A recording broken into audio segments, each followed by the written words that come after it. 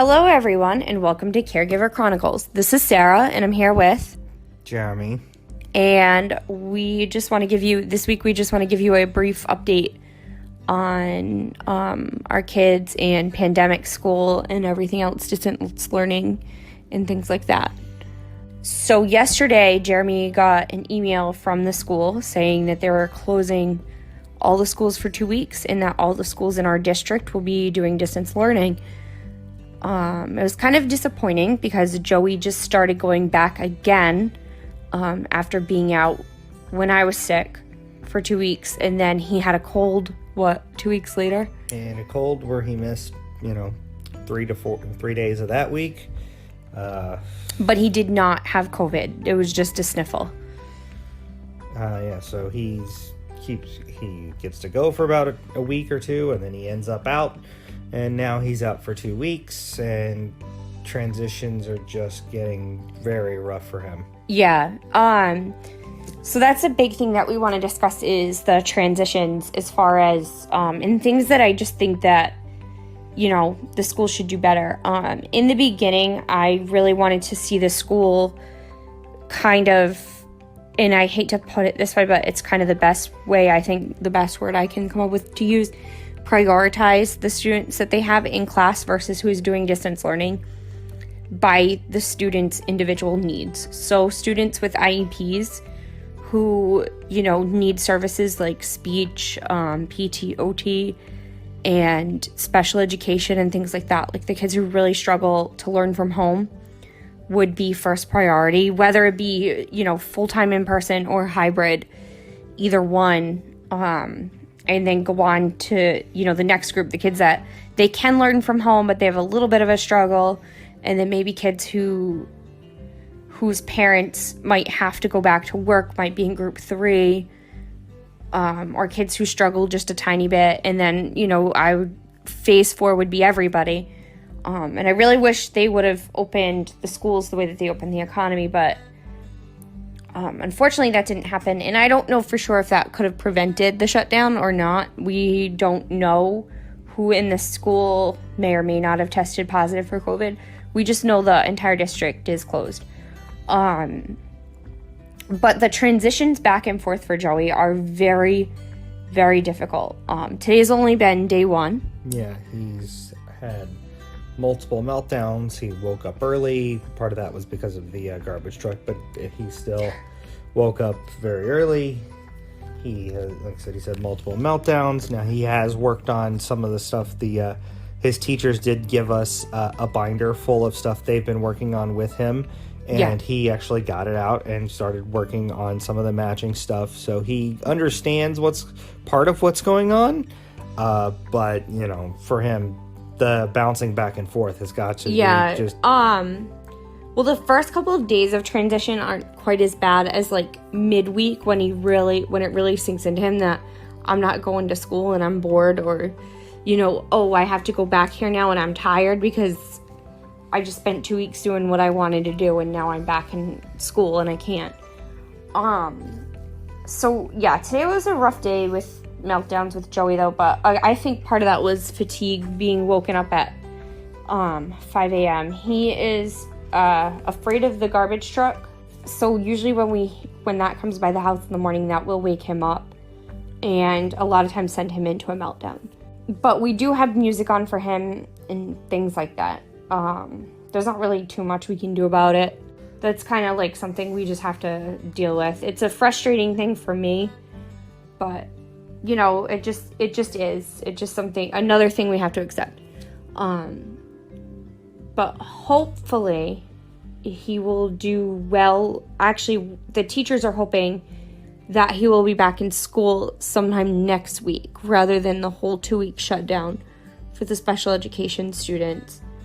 Yeah, they're hoping to have a plan worked out because, while it's right now expected to be 2 weeks, it could be longer.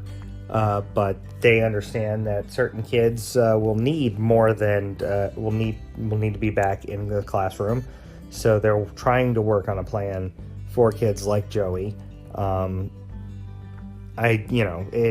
Everything shut down in March. They've had 8 months to prepare. I understand that they were preparing for getting all of the kids back in the class by, the first week of September, but it's been almost 2 months since then. They could have had something better in place, but hopefully they have it done, by Monday. That would be very nice. I could certainly understand saying, take these 3 days off and then come back Monday for kids like that, but I can't see them justifying sending them home for 2 weeks and then coming back knowing what transitions do to a lot of kids like Joey. I know, and the other thing is like in 2 weeks, we don't know where our community will be as far as, infection rates and statuses and stuff like that. And when we send him to school, Halloween, we got Halloween coming in that time frame, and, I don't know who's going to be out trick-or-treating or not. And if you do, that's you, that's fine, but you don't know, or even the grocery store, or who's just not practicing safe social distancing and things like that. So I really think that in 2 weeks, while they might have students back in school, there's a really good chance that it won't be long after that before there's another shutdown. I know our oldest son is going to be he already has been doing full distance learning from home. He's had a difficult time with it as well. Remy's been struggling. He has not been completing his assignments as well as we expect him to. He has not been completing his assignments on time. And the model for him for distance learning keeps changing as well because, again, the teacher, and please don't think I'm blaming the teachers. I think that the teachers have expectations way beyond what they should be expected to do right now, and I think that the administrations should be doing a better job with this. His teacher is currently trying to teach 2 different groups of students that are in class. They have a hybrid model, so he has 2 groups. There's Group A and Group B, and then there's Group C, which is the distance learners.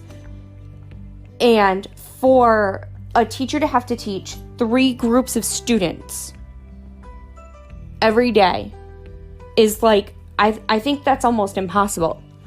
What I really think that they should do is they should have a Group A teacher and a Group B teacher. These days, these students are in class. These days, these students are in class. Or, have 2 teachers collaborate on Group A and Group B, and then have a full distance class where they have access to a teacher all day, distance learning via, Zoom or Google Classroom or however they want to do it. The model for Remy's school has changed, and he now has to be on a Zoom meeting the entire day, which I think that's actually going to help him because it'll give him more structure, and we've tried to give him as much structure as we can, but I agree, but the constant changing of the models of the plan is what's really tough for these kids. Yes. All kids, not just kids on the spectrum.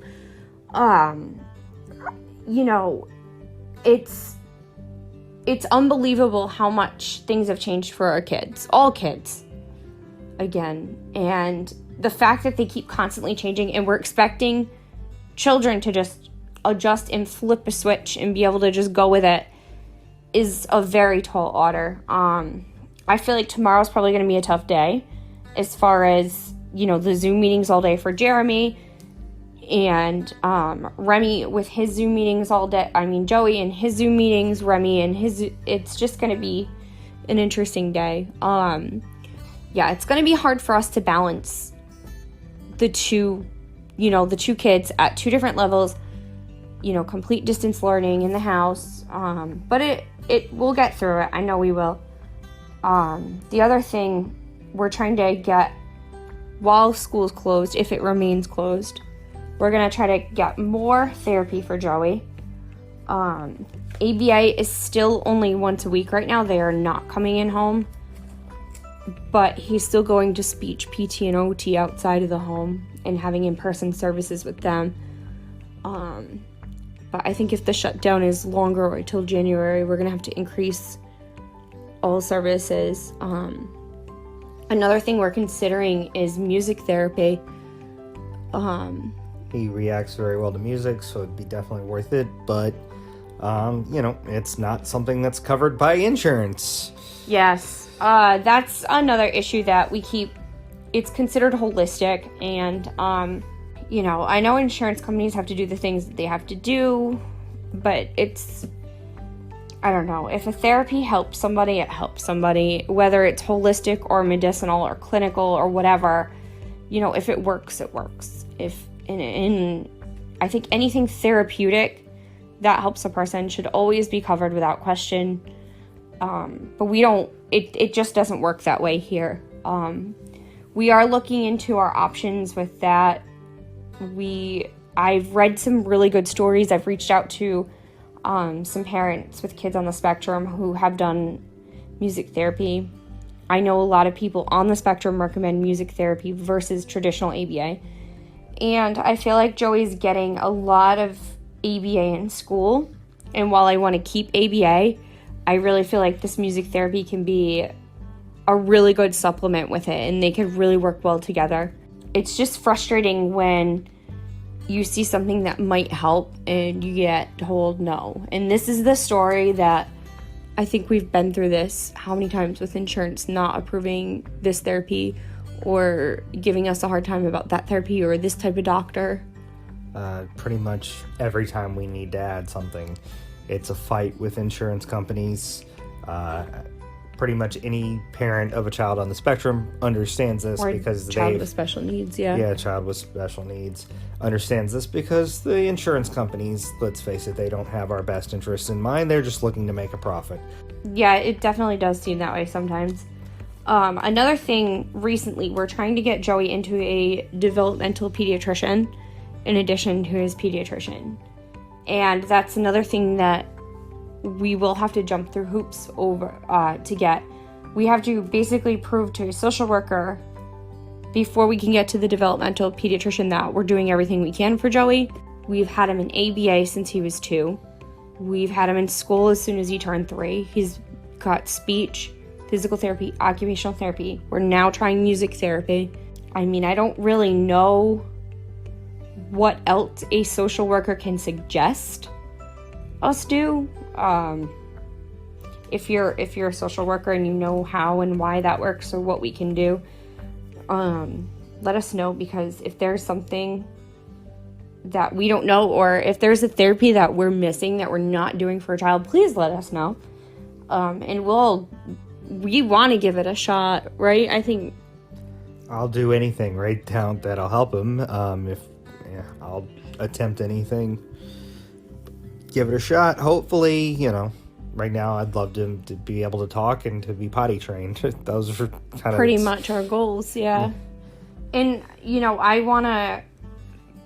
I don't want to leave any stone unturned, because I know I'm going to wonder, what if I did this instead? Or what if I did that instead? I still kick my butt with the, when they stopped ABA when he turned 3 and went to preschool, I still get stressed out about, what if, birth to 3 was birth to 5? Why does it have to stop at 3? Why do we think that, a child is fully developed at 3 and they're really not? That's a big thing with me. I've been writing to local officials and things like that to try to get that changed, but not a lot of people support it. We wrote our state senator, our representative for the part of our state, the U.S. senator, the U.S. representative. We got response from 1. Yeah. And that's, that goes back along with the isolation of being a family with special needs, not, or with children with special needs. Unless you're in that position, you have no idea what the needs of those other people are, or, what can help. And cutting funding to birth to 3 programs, cutting funding to ABA programs, not a good thing.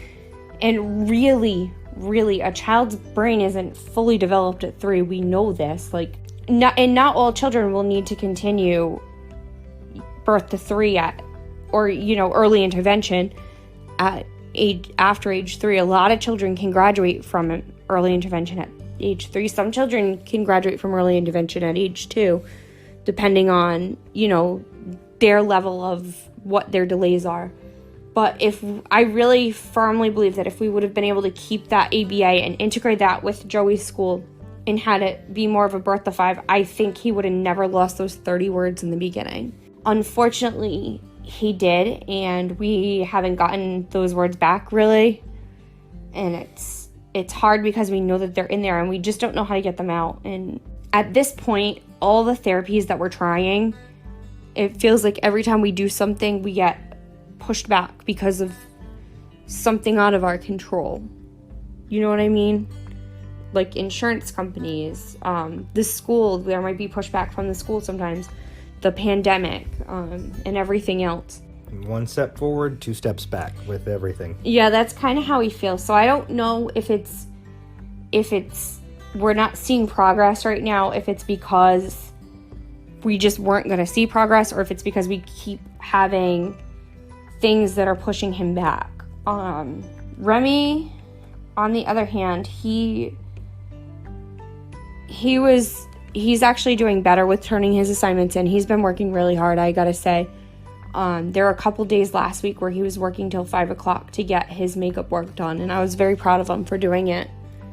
Yeah, we have been doing our best to get some more structure set up for him, and this is somewhat new to us. I mean, it's kind of the same thing we were doing since March, only the work, in March it was kind of everybody's passing no matter what. At this point, we're just trying to finish out the year, and now it's like, well, you're going to be doing this all year no matter what, so we're actually going to try and do this just really, like regular online classing. It's a whole new thing for us in general. March was just finish out the school year. Now this is like a full year of actual online classes, so we're trying to actually get, it's not just, you're going to pass. He actually has to work on his grading and thing, on for his grades and things, and we need to work with him. And we underestimated how much of a structure he needed at the beginning. He half-assed it at the beginning. There's no getting around it. Would start the lesson but not finish it. The teacher let us know what was going on. We set up a structure for him that increased things. He started actually finishing work assignments, and like he worked, as Sarah said, till 5 o'clock, many nights, making up the work. And now with everything going to virtual distance learning, he will have an even stricter structure in place, because the teacher will be on Zoom meetings with the entire class this entire 2 weeks. I can see a major benefit in that for Remy, for a lot of kids who are doing distance learning, for kids in the hybrid system, for the 3 days a week they're home, since even the ones going to school are only going for 2 days out of 5. We can so I think it would work better if they had a teacher strictly for the distance learners, because his teacher has done a great job of teaching the students in class and done a great job of keeping us in the loop of what he's doing and not doing. But she can't be expected to teach, in class all day, 4 days a week, and then jump on and take care of all of these kids who aren't in school. Exactly. It's, again, asking a teacher to teach 3 groups of students is just insane. And I think the schedule in the beginning we started with a schedule in the beginning that was a little bit laxed with Rem, where it was like, okay, wake up, have breakfast, go do your schoolwork, take a break, finish it, which we had a schedule for, and that wasn't working. So then we made a more detailed schedule that is color coded, and now again, this is the 3rd time, I think, or the 4th time with him that his schedule changed from what it was expected to be, because now he's going to be the Zoom meetings all day. So I think that this is the 3rd time that we've created a schedule with Remy, or that a schedule was created for Remy for what to expect, what his school day is going to look like. And while Remy might be high functioning and everything and able to do the distance learning, all these switch ups, all these change ups in routine, not really knowing what to expect from one day to all of a sudden getting an email, well, tomorrow your kid's going to be on Zoom meetings till 1 o'clock from 9 a.m. to 1 p.m. It's kind of like he was doing it a different way. I don't know. It's frustrating for me as a parent to deal with all these change-ups. I can't even imagine what it's like for these kids. I expect better from school administration. They're educators, they're administrators, they're experts in the field. I'm just a flippin' parent, and I'm not a bad parent by any means, but I'm just a regular parent. I don't have a college degree. I don't have a background in education. I only know what I know about my kids and what I've learned along the way. And, these change-ups cannot be good for these kids. And I understand that we can't have kids in school this week because it's not safe, because we need to disinfect. And I understand that. I don't know, again, we don't know in the community who tested positive or who was exposed in the schools. It could be one kid, it could be 5 kids, it could be a kid with a sibling in every school for all we know, or a cousin that they're close to in every school. We have no idea. It could be, an entire sports team that has siblings in all the schools. We really don't know. And honestly, it doesn't matter. What matters is that these change-ups are, they're terrible. They're terrible for the education. And we have to do better for planning. These kids need consistency. This is nothing new. This has been stability and consistency. This is a childhood developmental foundation, something that they've said in the beginning. And sadly, nobody gets that with the pandemic. But I mean, come on, we really could do better. We really could do better. Feels like both the kids and the teachers are being left out to dry while the top brass at the schools make decisions. And I understand they have to weigh all options and everything, but the ones, the kids, the teachers, they're the ones who are there working in the classroom, working on digitally, and they're the ones who have everything changed on them just overnight. Yeah. And the teachers, too. I actually know, I know that Joey's teachers didn't know about it till the same time we got the email, basically. Literally, they knew it for an hour when I went to pick them up from school. Yeah, which was about the time we got the email. So, just for them to find out on the fly like that, too, has got to be very frustrating for them. And I know they want to be in class. I know, it's heartbreaking for them. It's heartbreaking for the kids.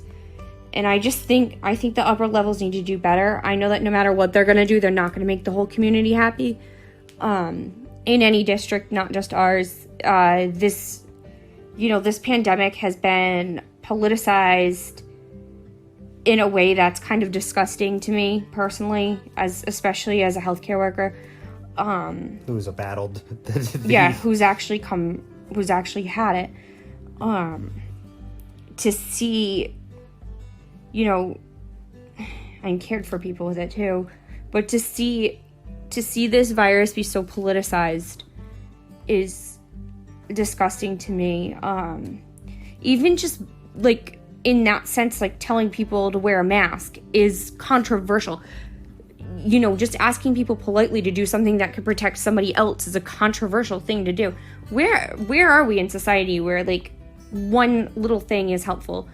That's why we're never going to make anyone happy. And I understand why they are at the top, where they have to try to make everyone happy. But I don't think you can. And I think that they need to stop thinking about pleasing everybody. And I think they need to say, you know what?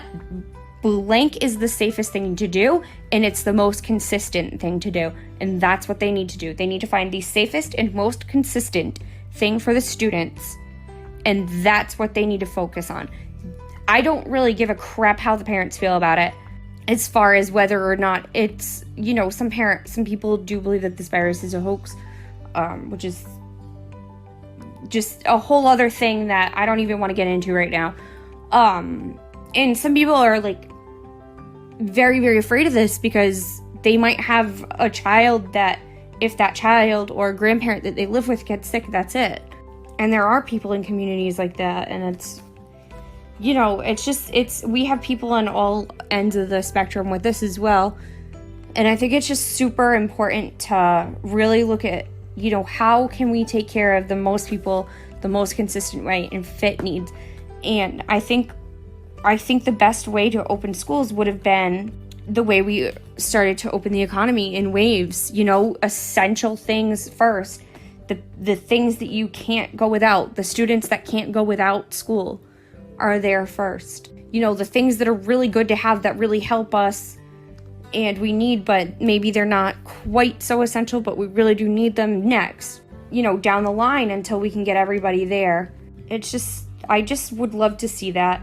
And again, I think, maybe we just shouldn't have one teacher teaching 3 classes. Maybe we should just separate the classes a little more with the teachers, have 2 teachers collaborate on the cohorts,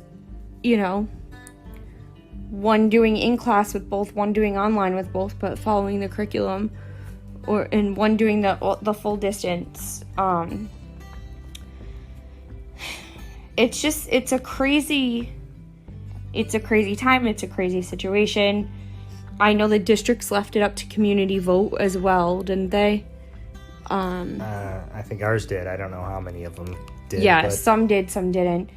I think that it's really hard to have a right answer, but, you have to really think about it. And the right answer needs to be, safety needs to be priority and consistency needs to be priority.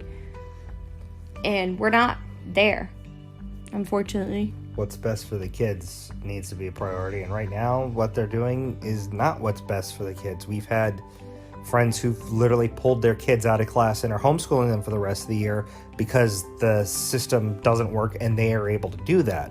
We've had other friends who started with full distance learning who've had to send their kids back to school in a hybrid model because it wasn't working the way they needed it. They have a rough outline but haven't figured out how to work out the kinks, instead of just kind of putting a Band-Aid over the issues instead of actually fixing them. And again, I wish Jeremy and I had the resources to hire a tutor for the boys, or had, honestly, I work in a tough field right now, in a demanding field, and so does he. And we're both outside of the home for our jobs, and it's impossible, to be teachers all day and then go to work. And I've even expressed this to the teachers, look, I'm willing to do everything I can to help, but there's only so much I can do as a human. And, we have to respect that of each other too. And that's exactly why I look at the teachers, and I think that we're expecting way too much of them. So, really be kind to your teachers and your school administrators.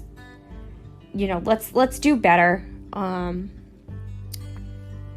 I think it's really frustrating. And like I said, it's frustrating for Joey not having a lot of the therapies that he needs, not being able to access the ABA and stuff like that and stuff. So, but we do have plans and things that we're going to work on with him. We are going to try to figure out a situation with music therapy, which we will keep you updated on. And as far as Remy goes, we shall see what tomorrow brings. Yeah, I'm sure there'll be some pushback with, as there always is with changes. But again, I think having a teacher around, available all the, for 4 hours, like he'll have, will be better for him in the long run. And that's why I think the school district should have hired teachers specifically for the distance learning crowd at the beginning of the year. So I think we're going to see the best from him over the next 2 weeks, but I expect some pushback the first few days because I know how stubborn he is. He gets a lot of that from me, so I know exactly how stubborn he is. And at the same time, I know where he's at on the spectrum and how that affects his his way of thinking. And at the same time, I also know that he does better with more structure. So once he accepts this is what's going to happen, he will do better that way. Yes. I definitely agree with that. It's just, like I said, it's just another adjustment again. And, we're going to get through this. I know if you're in the same situation as us, you are too. If you want to reach out on our social media, if you're going through the same thing and, you want to share tips with us, we'll be happy to share any tips that may or may not have worked with you. Forgive me. Definitely reach out to us on social media because we want to know what your district is like, what you're going through with your schools. Are you having these same experiences and how are you handling them with your kids? Or you can also reach us on our email. Yes, it's I believe it's Caregiver Chronicles Pod at gmail.com. You can reach us there. Or if you go onto anchor.fm or the Anchor app, you can actually record yourself asking questions. We'll actually play them on the podcast if you do that, and then answer your questions as best we can. Yeah, I think that'd be fun. We have that, and then we also have something special coming up here soon. Our collab. Yes, we are collaborating with another podcast, the Spectrum Dad.